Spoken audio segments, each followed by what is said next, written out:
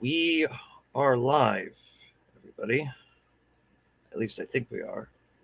Um, I said that before when I tried this. So let me just make sure that I really am live. I am live. Okay. Excellent. So I joined with a guest here, RedPagan, Nicole. Hello. Hello. And we are confronting something that's making it difficult for leftists who believe in things like democracy and coexistence. Their name is Jeffrey Marsh. So Jeffrey Marsh was publicly criticized by a Muslim comedian critic. She called Jeffrey out. She even used the correct pronouns, which I do believe are they, them. Jeffrey Marsh has been criticized before, but when a Muslim woman criticized, them, this resulted in basically gender warriors, which I don't think is an official term, but like that's a term usually referring to hyper fanatical people who attack everybody as transphobic. But basically, the gender warriors came in, started harassing her, and her car was vandalized. They found pictures of her, but without her hijab. They involved her daughter in this, and there's been quite a bit of a backlash over this, and I will say that I know for a fact that not all Muslims are transphobic. In fact, a great deal of them are not. However, the religion of Islam doesn't necessarily leave a lot of room for this kind of thing, and I'm afraid that this is closing it off. Like this could close it off for a long time, because a lot of Muslims, as they haven't had a lot of interaction with trans people, if this is what they see, I'm afraid that they are going to mark the whole community this way. I was asked by Muslims, because I have Muslim family members, I was asked by Muslims to talk about this, and I don't want to foster further divisions. So I sought help from probably one of the smartest allies I know, Nicole, RedPagan. And, by the way, Jeffrey Marsh is on TikTok. He recently I apologize. They recently said, I think, like provocative stuff to incite the Muslim community even. I'm not quite too sure. It's hard to follow. But Jeffrey Marsh even said that God looks like me. Now, if you're anybody that's Jewish or Muslim, God has no form. So like, it's obvious what's going on here, but I will let you pick this up now, Nicole. Yeah, I actually was not even aware of Jeffrey Marsh until quite recently, and after reviewing the content in which he's done, he comes off, or they come off as very cult-like, very just very creepy in a lot of ways. And speaking as a trans woman myself, it's one of those things where it's like, I don't want to foster any further like fuel to the fire that a lot of the right wing has already done to trans people, and with the idea of grooming rumors. But the fact really remains that Jeffrey Marsh is it has a very suspicious sort of context to his videos, and or to their videos, and it's just, to me, it just seems very it just comes off as very suspicious. Their entire just the fact that they are just the fact that they're working very closely with kids and stuff like that. This person does give off very, as much as I hate to say it, it gives off very much pedophilic vibes. And I'm not accusing Jeffrey of anything. I am just simply stating that from my perspective, this person is problematic for the trans community, for the non-binary community, and yes, and that's why I have wanted to speak out on the issue. And Comrade Net actually had reached out, and I had agreed to do this because I believe in fighting, fighting pedophiles, in our community. And we do have certain people that are problematic, and those people do not represent the trans community. And we should seek them out and expose them for who they really are. And so, yeah, that's kind of what I have to say as far as that goes. Okay. Yeah, very much appreciated. Like I said before, I'm concerned with the way that this has fostered division. I mean, it's difficult sometimes when people ask me about my politics because, like, I hesitate often to say I'm leftist, which I am a leftist, far left, in fact. But like anybody who's on the far left knows that part of the agenda of being on the far left is to destroy the paradigm altogether, because it is a measure of control. The left is the margin. So that's the whole point of the left. And the center left is more of a new thing. I would say the same with the center right. The far left and far right are results of the centers of left and right, because there is a dead center, which I think is dying actually. But like, you have a lot of the center left dominates the better leftist platforms. They look really radical until you notice they dodge a lot of important things. A primary example I would give of this is the fact that Dr. Weisfeld has all the credibility and credentials to be on Democracy Now, but he's never on Democracy Now. Of course, Democracy Now also refuses to interview Nichiri Karta, which is problematic. And I think it's because Dr. Weisfeld has never agreed with the two-state solution, and because he is a hardcore anti-Zionist. I mean, he doesn't even necessarily call for the expulsion of quote Israelis. I mean, actually, I have a book with me. It's called the. Hold on, let me see. Like, I have it, and I get nervous sometimes when streaming. I'm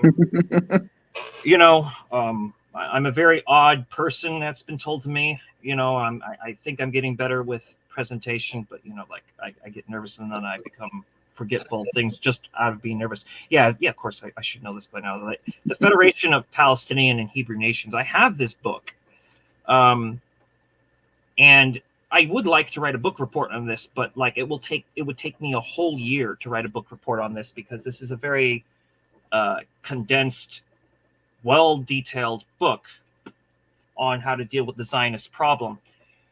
And the thing is Dr. Weisfeld, you could say that he's got a bad line on this, or that he's wrong about China and all kinds of stuff, and I would largely agree with those positions, but he is of the far left. He does concede to the correct positions when it's been proven, and he's not allowed on Democracy Now, for crying out loud. And I think part of the other thing is because he like me, has quite a bit of connection to the Muslim community, and he could explain things. And he had, he's combated anti-Semitism, both Judeophobic and Islamophobic. I am seeing, not throughout the entire trans community, but I am seeing Islamophobia growing amongst them. I am seeing transphobia amongst, the Muslim community, all because of what Jeffrey Marsh did. Does this concern you, the kind of division this has, especially because Muslims are coming into the left now? Yeah. it's one of those things where, our Islamic brothers and sisters have always had a place within our community, and it's one of those things that for me, I do find this issue with Jeffrey Marsh to be very problematic, and it is sowing a lot of division um, with between the trans community and the Islamic community, and it's I think that some of the and a lot of the Islamophobia is coming from a lot of these people that do not seem to understand just the just how problematic Jeffrey Marsh really actually is. And either that or they just refuse to say it. On the other end, there's people in the Islamic community who might not understand the whole like trans thing, and might have like preconceived notions about trans people.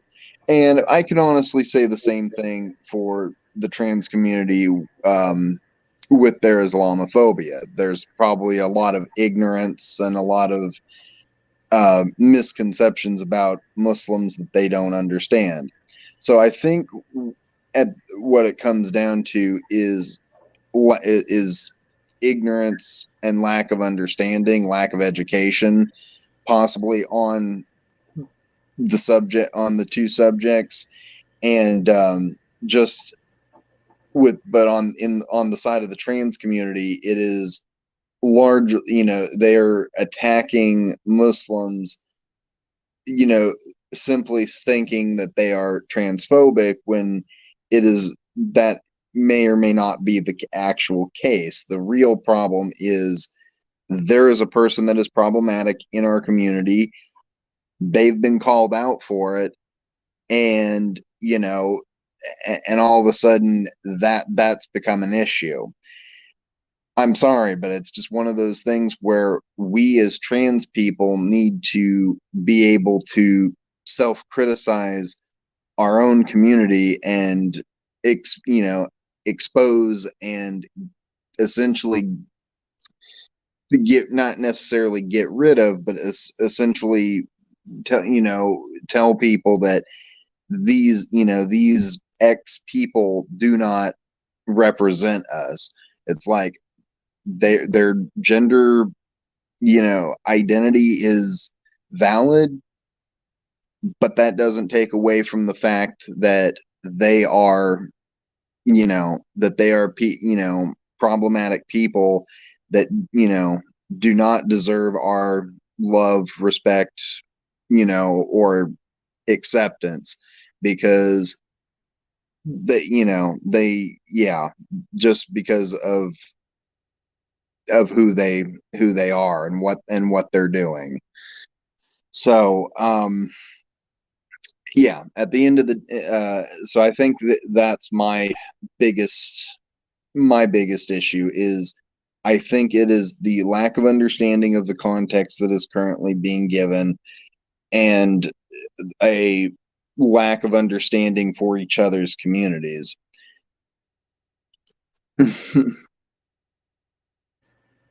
Well said. And this brings up something else that I've thought of before, but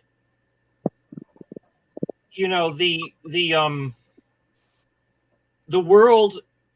I mean, just by you speaking about this has brought this to mind. The world is coming of age. I've noticed, like literally, it's coming to age. Like everybody has to deal with everybody else now. I don't think that you can just say that that's the internet. I think the internet was what allowed it to start up. But like, as they're centralizing the internet, people are, since particularly COVID, people are deciding to network. I think COVID exposed to particularly people in the first world. I think that it showed us ourselves and how alienated we are from one another, and the value of human contact over having to always go on Skype, like became a thing for people. I have no problem with connecting with someone online and getting to know them through online over time. But in my experience, like for instance, with the Bundist movement, anybody I tried to bring into the Bundist movement that I knew online was never solid. Everybody that stuck with it, I mean, the ones that stuck with it are now dead, but they were people that I reached out to in person. And this is becoming something we're all becoming more conscious of, is that, in-person contact is valuable. Part of this also stems to the fact that we could say that trans, as it is today, the phenomena is a bit more different, but the phenomena itself is very ancient, actually. Mm-hmm. This is very ancient.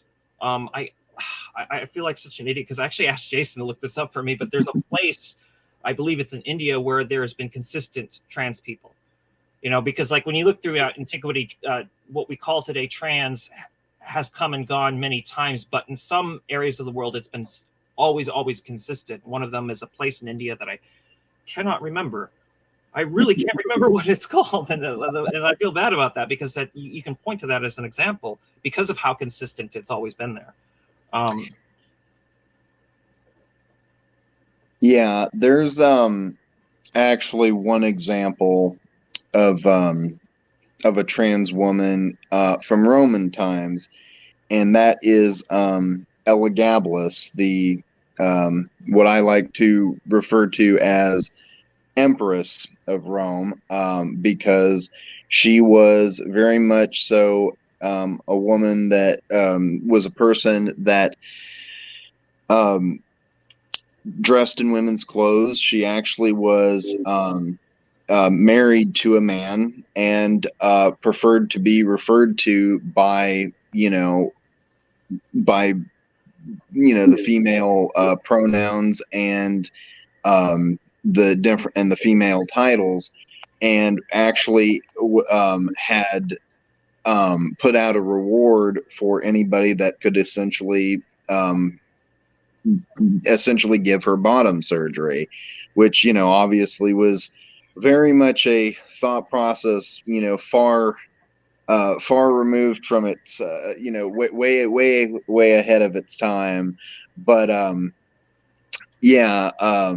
but that is definitely a good ancient example of a figure from history who was very, very obviously a trans woman. And while historians want to, still debate it, the facts are kind of there. She was a woman. She felt like a woman. Therefore, she should be referred to as a woman and by female pronouns.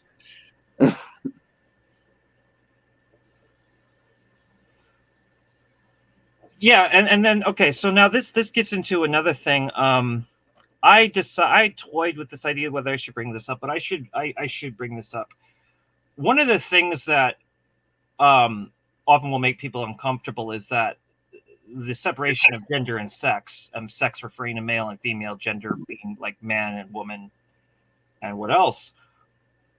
But like if you get into the Kabbalah, for instance, there was only man originally, and I'm not even talking about the Adam and Eve split. I'm talking about before Adam. If you get into it, Adam was created Adam and Lilith. The pronoun was he. The Hebrew word for he is who, by the way. But the pronoun was he, for Lilith included, and Lilith was definitely female, because if you read it in Genesis, the creation of man is done twice. First, man is created, and he's created both male and female. And then the second time he's created, he's alone, and then you need, and then Eve is pulled out of him. Eve, people think that Eve came from a rib. That's a really bad mistranslation. I don't remember how you say it in Hebrew, but what it actually says is that a side from Adam was taken out. And this was done while Adam was sleeping, so Eve's creation comes from a dream. Like if you get and I'm very skeptical of Judaism without the Kabbalah, because Judaism speaks in very esoteric terms throughout the book of Genesis, or Bereshit in Hebrew, or Bereshit in Yiddish. And there's several times esoteric concepts are mentioned. But if we think about that, the pre-gender Adam is there before there is the separation of man and woman. So and this is why queer conservative Judaism is becoming extremely popular, because in fact, I know, or I used to know them. I knew a person who became a rabbi for the Jewish queer conservative communities. I should say communities, because there's actually several of these communities, and they had told me that they considered certain forms of Orthodox Judaism to be part of the queer community. And that gets into another thing, that the queers will often accept people who don't even necessarily consider themselves queer, because like I found out that anybody who's neurodivergent, the queer community will accept you just because of the high level of persecution and ostracizing that comes with being neurodivergent. And then there's the question, is it even really a mental illness, or is this a manifestation in consciousness that we don't understand? What you had something to tell me. I had asked if you considered autism mental illness, and you gave a very different answer. If you could give that answer. Yeah. So basically, our understanding of autism, first of all, has come a long way. There was once a time where we referred to it as low functioning, high functioning. And that's no longer the case. We kind of realize that autism is kind of not really linear. It's more of kind of a circle. It's kind of almost fluid in a lot of ways, kind of like how sexuality and gender is in a way fluid. In my case, under the old definition, I would be considered high functioning, in that I very much so, am able to, I'm able to hold a job. I'm able to, converse with people. I'm able to, carry myself pretty well. But there are people that are, what would have been referred to as low functioning, who, basically have a lot of problems and disabilities and stuff like that, with just getting along in life, and that they do actually need, care. But so yeah, but autism isn't just black and white. It's not saying that somebody has a developmental disorder. It doesn't mean that somebody is, basically can mask it, in the way that, say, I can. Autism is definitely very fluid, and in my case, I consider it to be, in a way, a superpower. And basically, the way you had kind of described it is that we basically have come to we don't know enough about autism, to the point where, I mean, we've come a long way from like 20, 30 years ago, when we knew absolute jack shit about it. But now we've gotten to the point where we have some understanding, but we don't really know the level of what it might be. We could find out that autism might actually be some sort of a evolutionary mutation or something. Because the way I look at it, my autism is a superpower. I hyperfixate on a lot of things, particularly knowledge and politics. And yeah, that while it's one of those things that means that, I don't maintain focus with a lot of other subjects or a lot of other particular topics, I still, it makes me good at what I do. And that's one of the reasons why not only am I able to absorb this knowledge quite easily, but then I also, like to talk about it. I like to share that knowledge.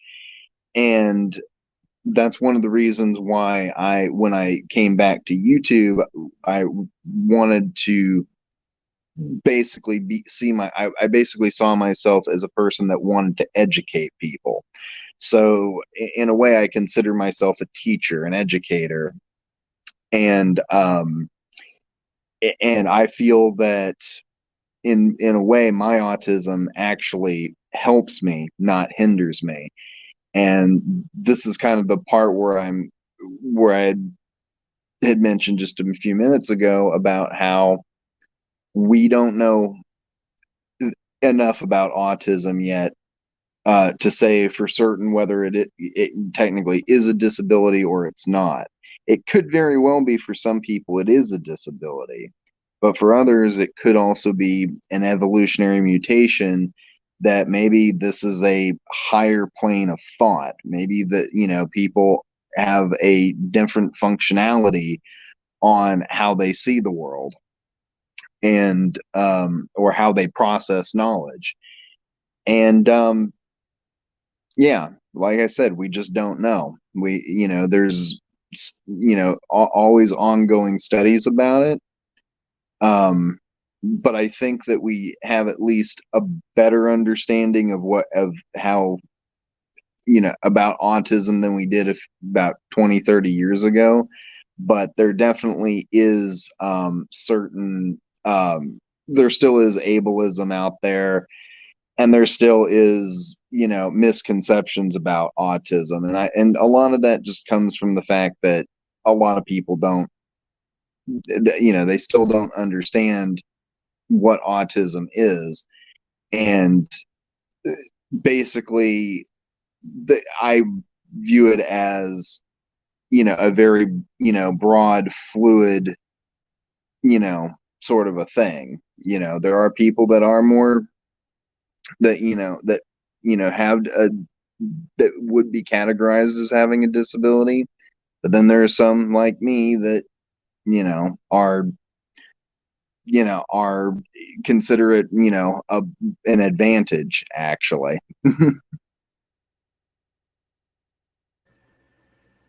Yeah. And it's kind of funny because like, as we had talked about it before, there was such a gross misunderstanding about what it was and how it worked. Like anybody who's seen the show Rain Man would know what I'm talking about. That's what I thought autism was, pure and simple.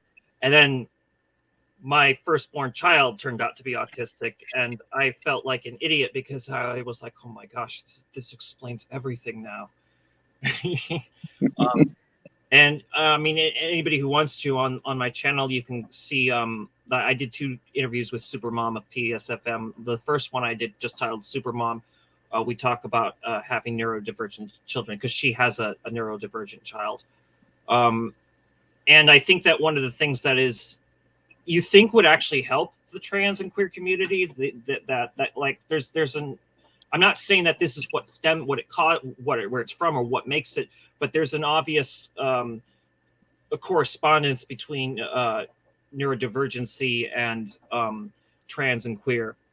And again, it's not to say that that's exactly where it stems from, but you'd think that this would help with the credibility, and to a lot of people, it does help with the credibility of this, but of transness and queerness. But certain people are using this as cannon fodder, and I think it's because of ableism and how bad ableism is. Like you could not even have an illness, and ableism could apply to you.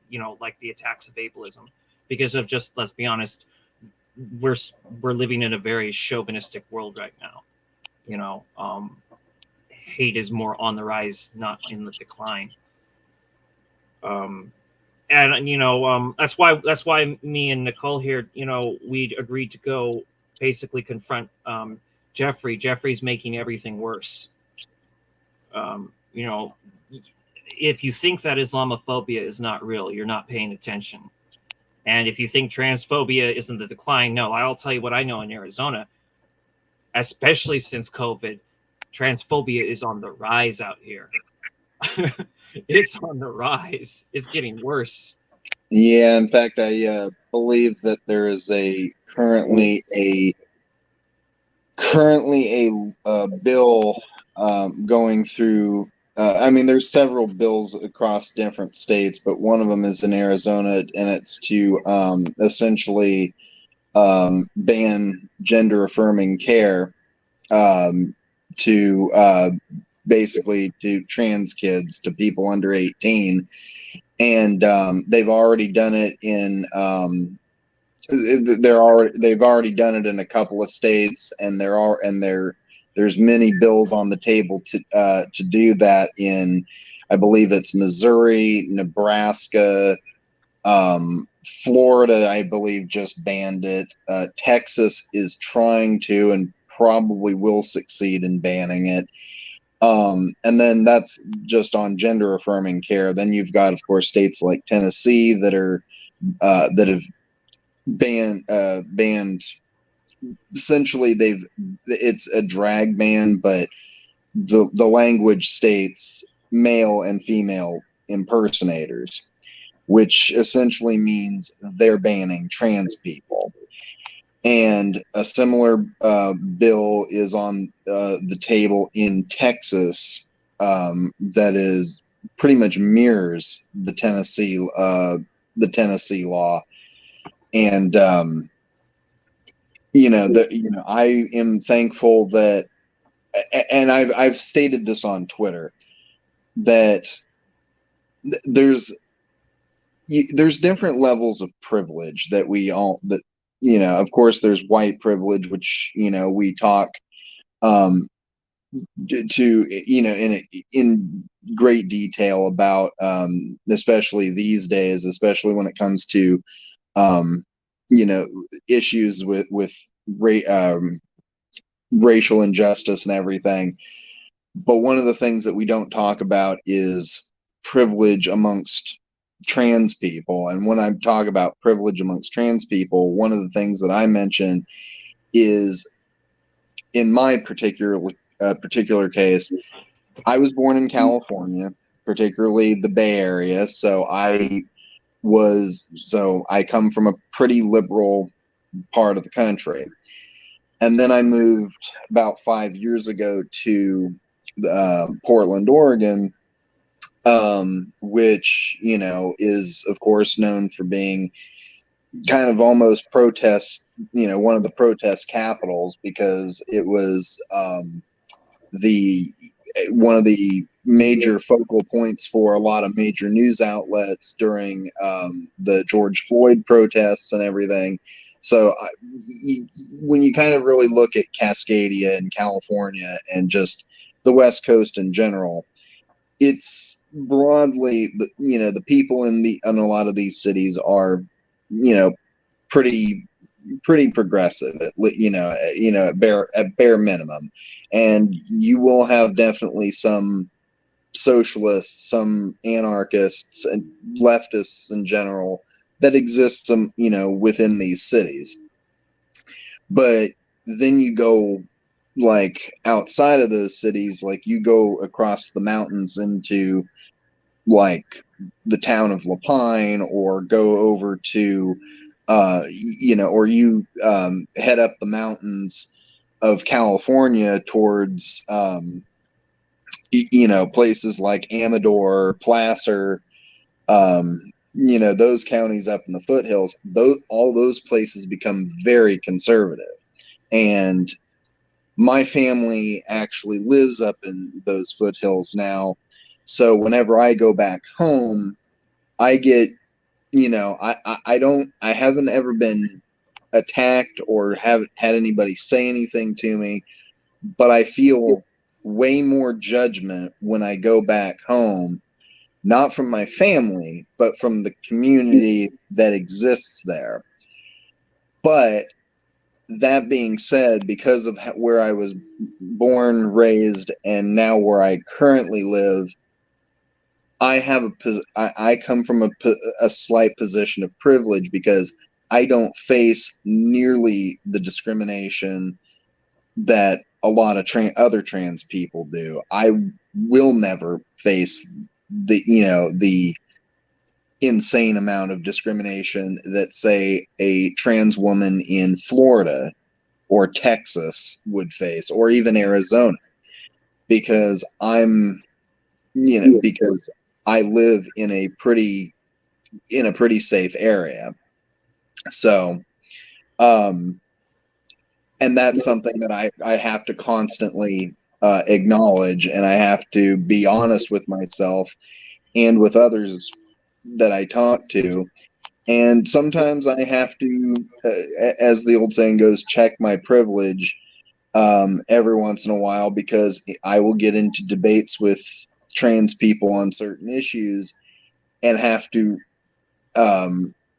take a step back and realize, okay, maybe I'm not really understanding their point of view because of my position. So and that's perfectly fine. That's part of that whole self critique. That's what makes us, that's what makes us better people at the end of the day, is being able to recognize that. And but transphobia does still very much exist.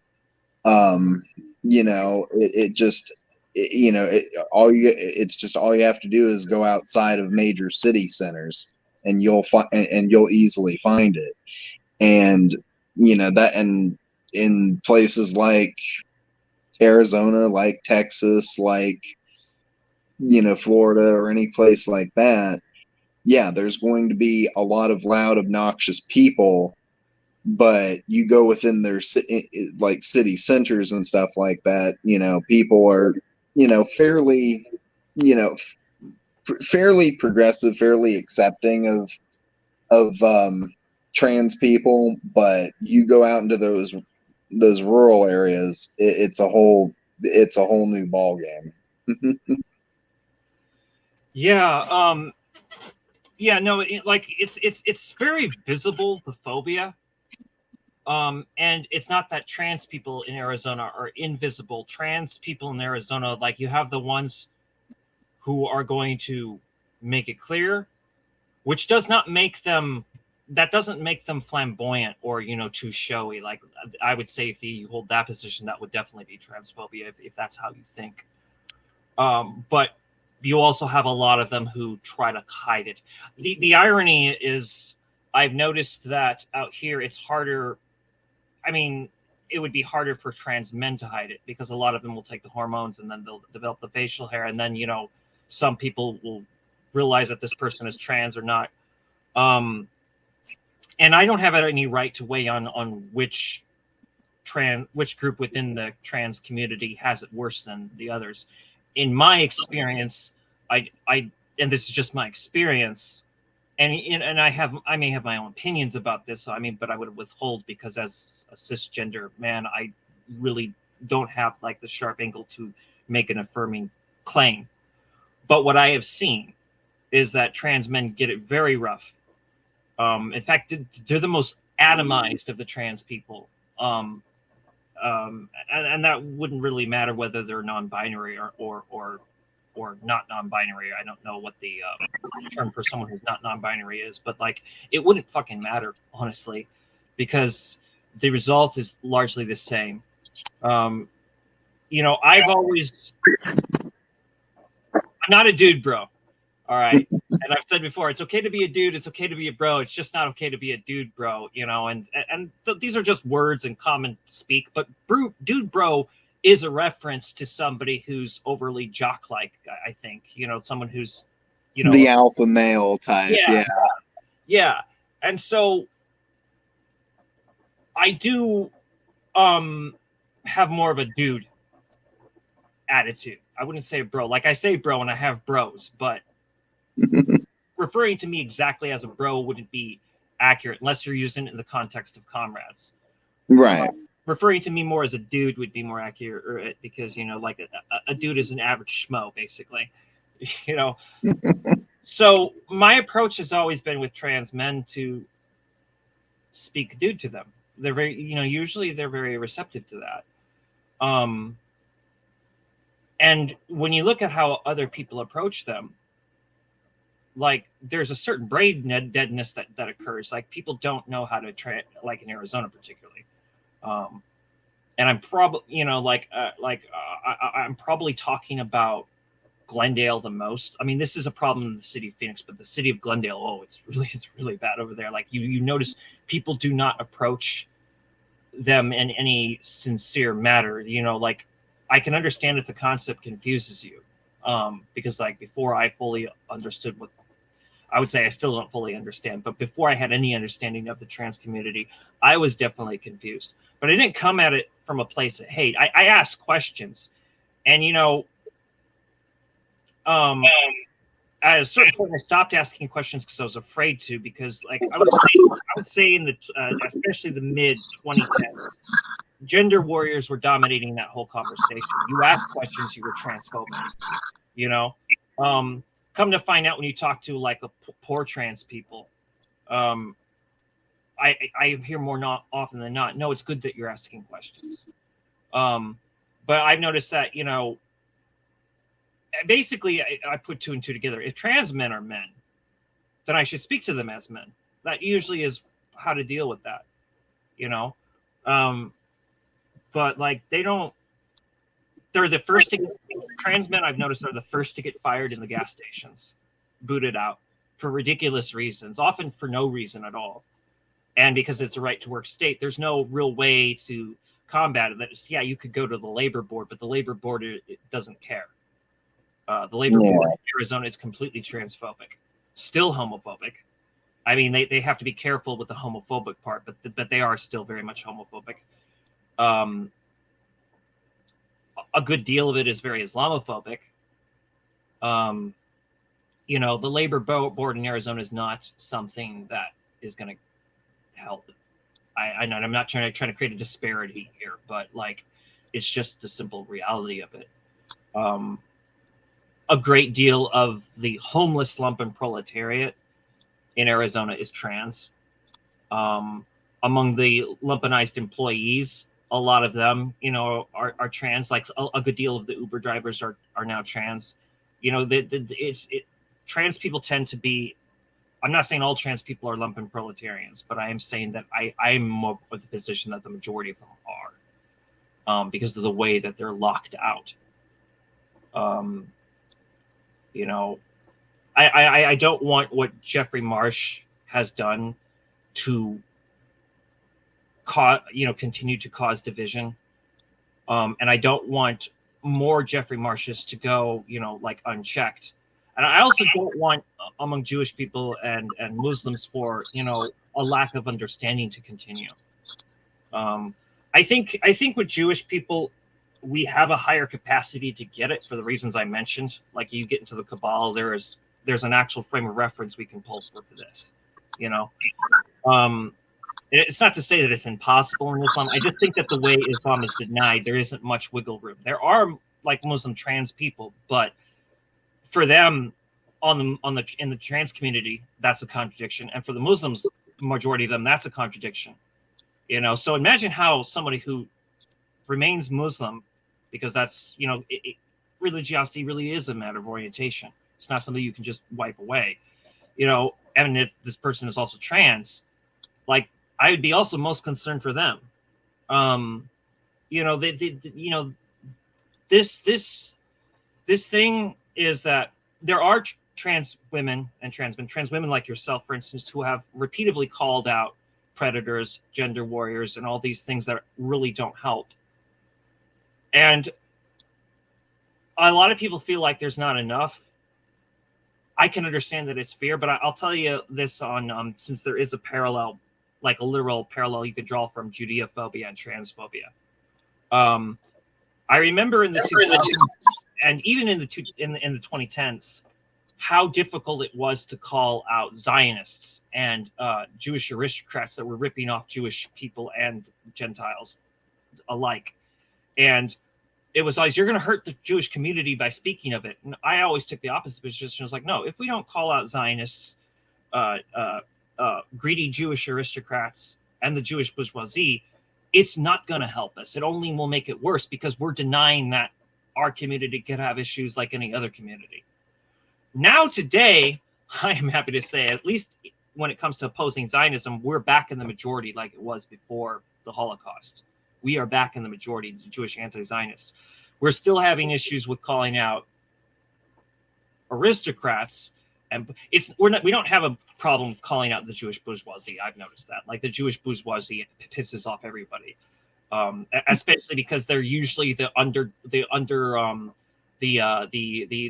underlings of of French colonialists and British financiers and German economists, and everybody can see it, and these people are like the most detached from Jewishness that you get, but dealing with Jewish aristocrats is something a lot of Jewish people still don't want to deal with. And I would say, who do you think boycotts Dr. Weisfeld all the time?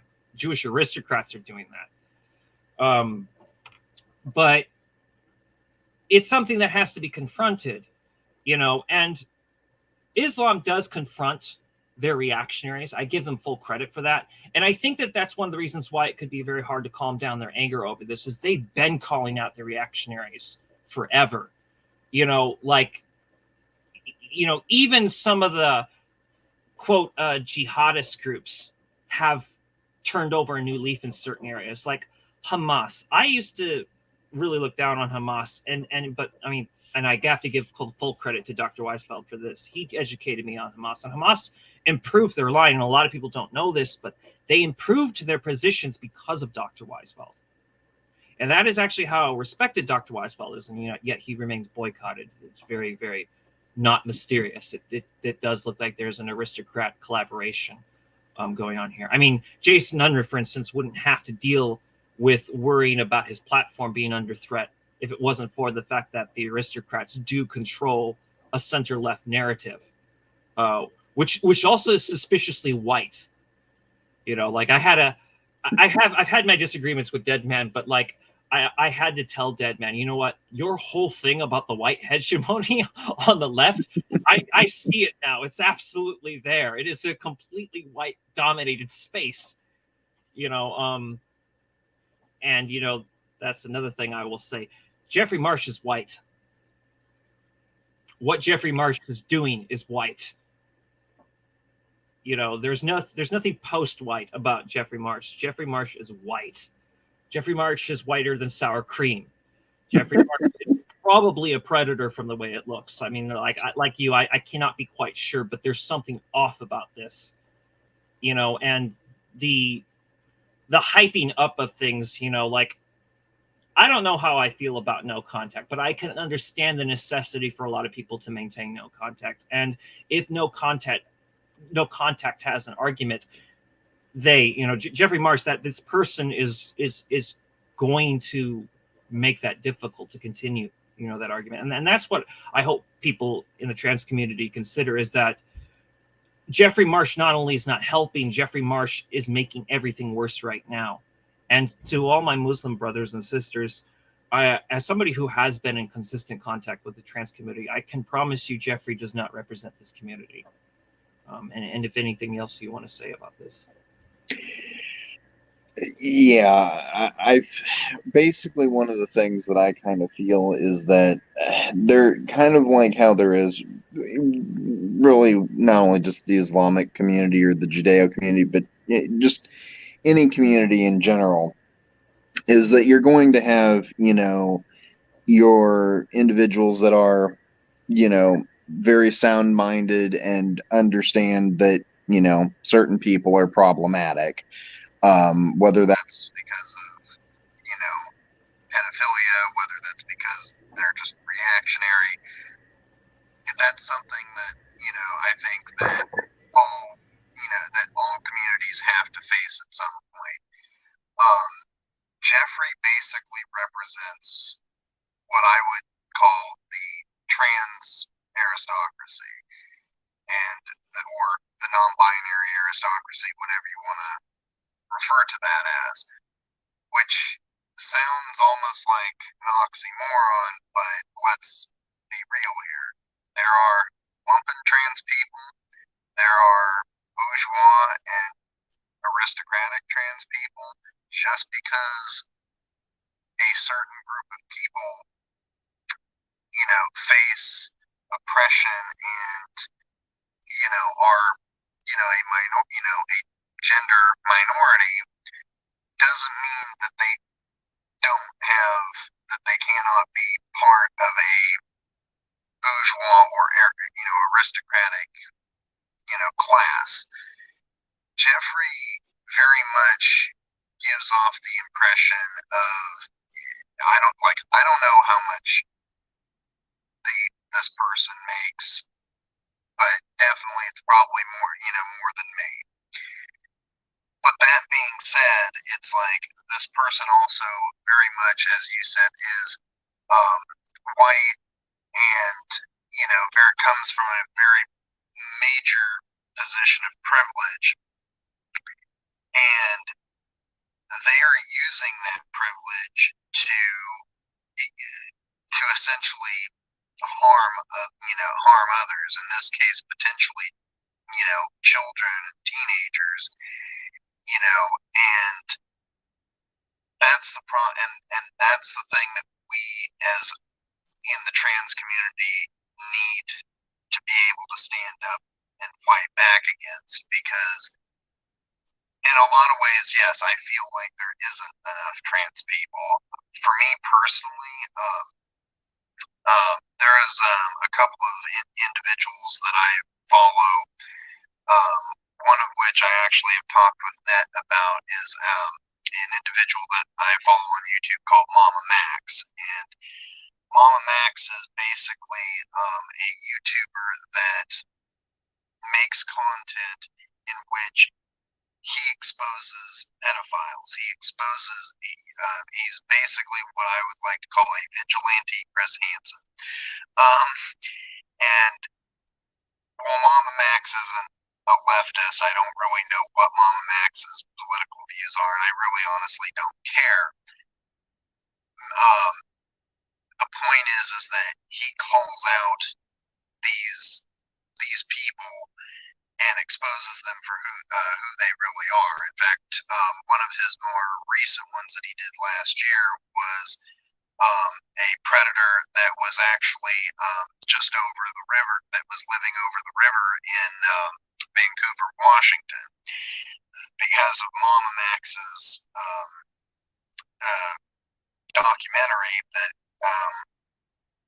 he put on YouTube, this individual ended up fleeing to Mexico, and then people found out where he was staying, and basically police caught up with him, and that person was brought to justice and will hopefully end up serving time for their crime. And that is what we as the trans community should, I'm not saying we should exactly all go out being vigilantes on the world like Mama Max, but I do believe that we need to start being more like Mama Max and actually calling out these people, calling out these, these predators. It doesn't matter whether they're cis or trans. It doesn't matter if they're, gay or straight. A predator is a predator, and they need to be called out. I understand there's a lot of stigma that's going around within, about the gay community, about the trans community, about the, and accusations being thrown back and forth between the gay and trans community. And especially when you consider organizations like the LGB Alliance, which, I could do an entire video about that on its own. But my biggest issue is just the fact that there's just not enough people that are willing, necessarily not willing, I guess, but I guess there's too many people that are afraid to speak out about these issues for fear that they might be bringing on, that more stigma to the trans community, or that they're just, and that they're basically having it misconstrued that, oh, well, you're a trans person, but you're saying that this, that this person is, a pedophile, therefore you must be getting on board with that whole, groomers thing. No, that's not what we're saying. We're not saying that. We're just saying this particular person, or this small group of people within the trans community, are a problem, and they need to be dealt with accordingly. That's, again, this goes back to the whole self-critique of ourselves, of our community, and having to realize, look, we do have certain people that are a problem. How are we going to deal with that? And the only way we're going to get to that solution is by talking about it and by calling out these people. So if anything, that's what I'm desperately asking my fellow trans people to do, is in this sort of case, we have a person, Jeffrey Marsh, who is a problematic person because they are, working with children, and they are very suspicious, and, pretty much forming what I believe is a cult around them. That is very sus to me, and whether they're guilty of actual crimes, that's yeah, it's that part's, I'm not going to say not important, because it is important, but it's really the fact that this person is just very problematic, and they need to be called out on it. It needs to be addressed. The Jeffrey needs to address these issues themselves, and if they are actually preying on children, then they need to be brought to justice. They need to be dealt with, and we as the trans community really need to stand up and say something about it. And if that means that it's just a few people like myself, so be it.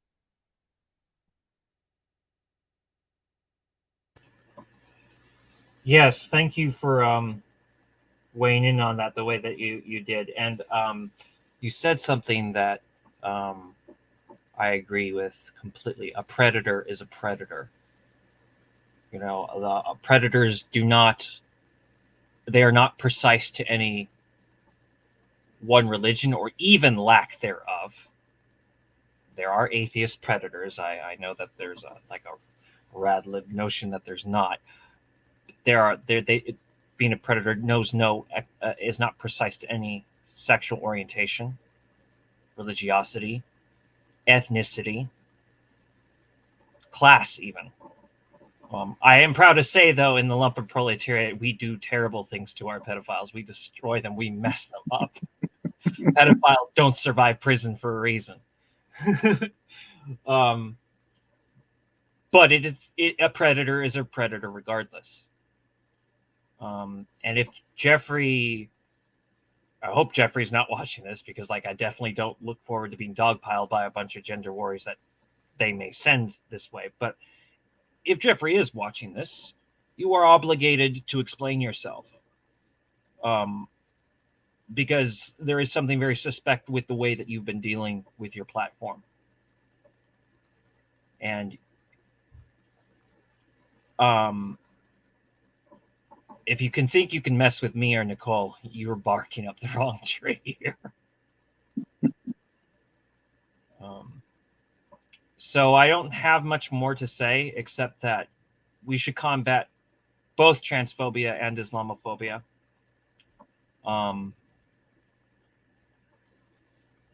I'll tell you this: when I became a Bundist because being Jewish has become a civil rights issue in Arizona, and probably a lot more of the Southwest than just Arizona. I agreed to get on board with this because I wanted to make Boondism safer for Orthodox Jews, because the old Boond was not very understanding. To be fair, though, Orthodox Judaism was not very understanding to the Boond either.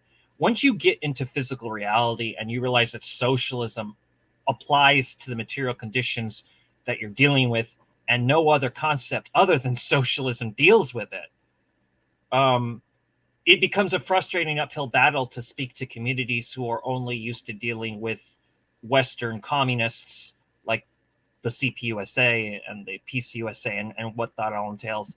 And the bad reputation that the Soviet Union got, to be fair, mostly through ridiculous slander propaganda, to be fair. But,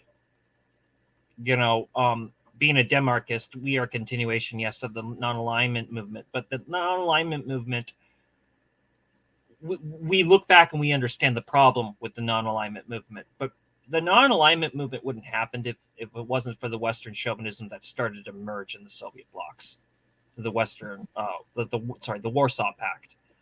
And so now, if you think about that after the Cold War, and you think about today and how difficult it is to explain socialism, as time is going by, the Muslims are seeing, for instance, that the left actually cares. Even Orthodox Jewish people are realizing, oh, the left actually cares. And we don't need that destroyed by Jeffrey or anybody else like Jeffrey. The world is coming of age, and as the world is coming of age, we cannot rely exactly only on the internet. We have to start reaching out to each other. The internet has been a great tool to start this with, but as it centralizes, we have to think beyond the internet, and we have to think about, coexistence. None of us can bemoan our oppressions by just speaking of it to our little echo chambers silently. We have to be willing to show courage. And that's the reality we're in. Jerusalem was declared the capital of Israel by Donald Trump. There are laws being passed that are precisely transphobic and homophobic. It's only a matter of time, I think, until same-sex marriage is abolished. I don't think that I don't think Roe versus Wade is going to be restored. I think we have to face the reality of what we are in. Some would say that the Falcone General and my own child, Corporal Cat, are a little bit too extreme by saying we're at global fascism, but I'm starting to see it their way, actually. I think we are at global fascism. I have no problem. I'm one of the ones that have no problem using the term globalist because I know what it actually means. Globalism is the cooperative imperialist network, which brings together colonialism, neocolonialism, fascism, all into a new type of imperialism. It's still imperialism, but it's the type of imperialism that we have a hard time identifying because it's a networked imperialism like we haven't seen since the time of globalization. There's been a war on collective memory. I think Piper Tompkins said this on Luke Dublin's channel, I think recently, that we have to look back at Margaret Thatcher and Ronald Reagan because there was a collective purging of memory that occurred. Liberal never meant left wing until Ronald Reagan. And if we are looking back at history, why is there so much popularity to the Black Panthers now? That didn't just happen for no reason. It's because people started to remember what happened. And you find out that, the war on colonialism is a leftist thing. The position that guns are good for the poor is a leftist thing. Gun control really is right wing. And that's why they're centralizing the internet, because there's a panic. But because of the fact that they're centralizing the internet, we cannot rely on the internet. We can only start reaching out to each other and start forming real networks of resistance, which that's going to lead to a lot of things. But it's like this. Worry about your own family, worrying about your own community only is what allowed for these totalitarian measures and these autocratic measures to come up the way that they are. It has been the silence that did this. Yes, Jewish people were the anti-Zionists of us. We are back in the majority, but we couldn't stop. And yet we couldn't stop Donald Trump from declaring Jerusalem the capital of Israel. And that means that individuals like myself had been correct the whole time. We are sitting on our ass here. And one or two people are not going to cut it. Like, it has to be in droves. And, if one or two, like, start off, that's fine, as Nicole said. But I'm of the position we all have to start confronting the ills in our groups, because they don't speak for us. Like I had said before,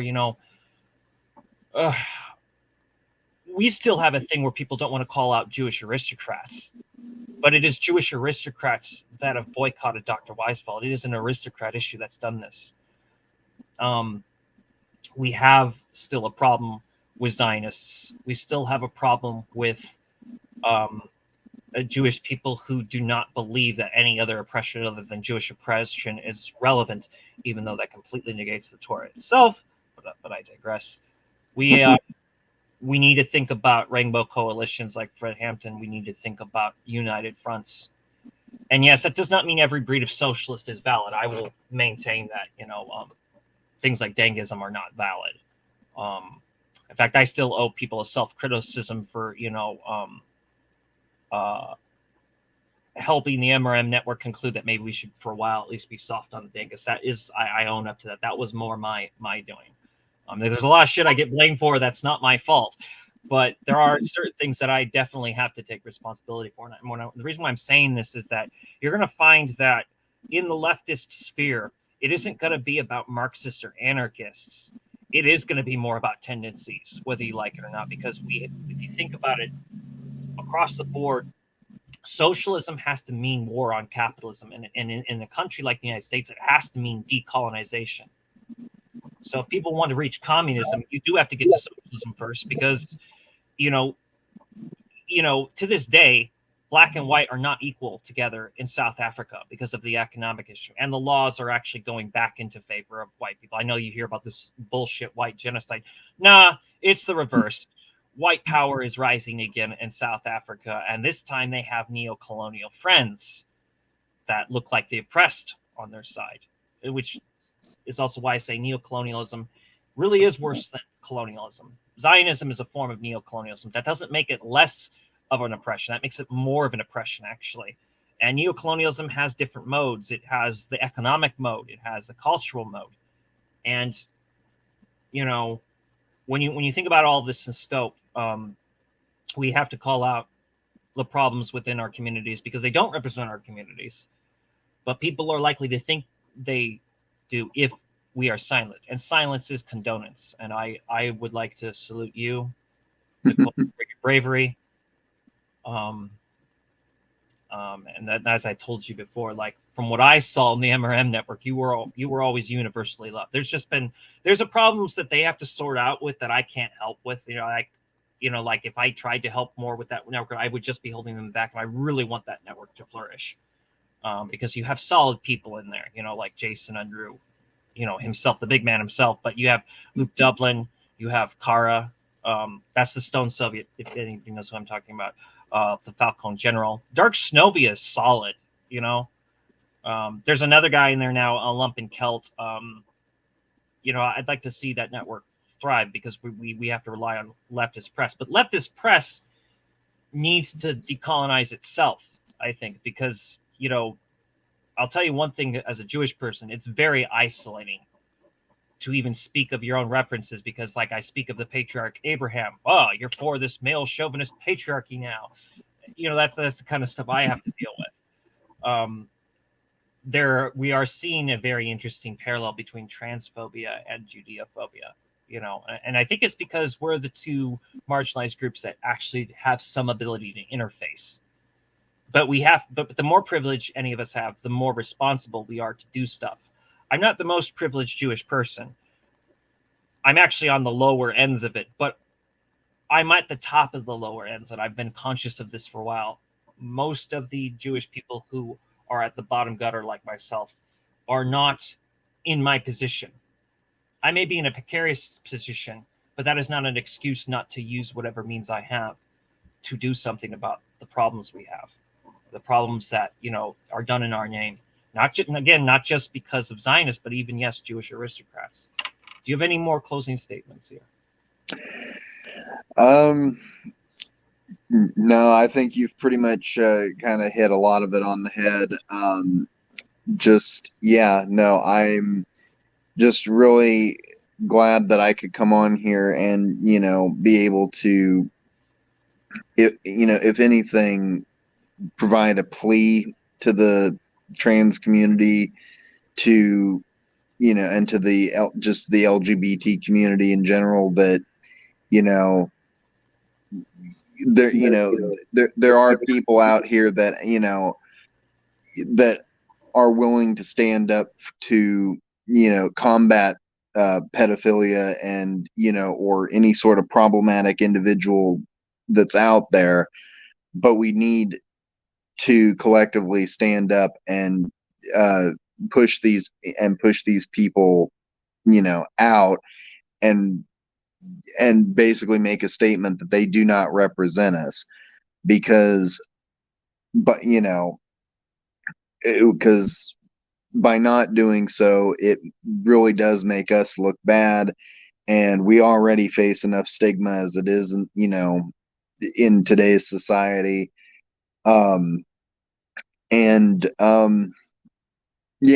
I just, we need to stand. We really do need to stand together. As I've, told people, many, many times. In fact, I've recently just had a major debate with certain people within that I would consider to be the trans bourgeois part of the community. Is we need to not only arm ourselves with knowledge, but we need to arm ourselves to, for our own protection. And that, so it's one of those things where it's like, to anybody that's watching that is from the LGBT community, you can't stand idle on the sidelines forever. You cannot, you cannot basically just keep voting for the Democrats hoping that things are going to get better. You cannot, just ignore problems within our community, and pretend like they don't exist, because they very much do. These are problems that we do face, and these are problems that we must address. So, with all that said, yeah, I would definitely like to just double back on that one last thing that Comrade Net was mentioning about globalism. The only comment I needed to make on that was, it's globalism, especially in this day and age, is just a product of the global rise of fascism, which, as Lenin himself stated, fascism is capitalism in decay. And we are seeing capitalism decaying, more and more rapidly as the years go by. And that is what is contributing to a lot of this Islamophobia, transphobia, and just the global rise of fascism in general. And we have to, as a community, both as, within our own communities and as a, collective community in general, we have to take a stand. We actually need to take a stand. And there's no sitting on the sidelines anymore. You either are for fascism or you're against fascism. Plain and simple.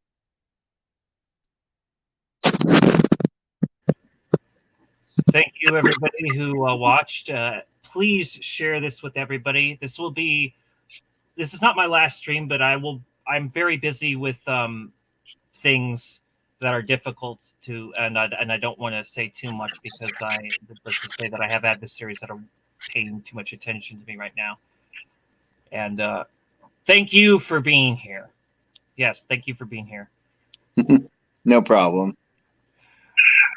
But yeah, long live Antifa, long live anti-fascist action. Down with colonialism, down with fascism, down with radical liberalism. Solidarity, comrades. Solidarity.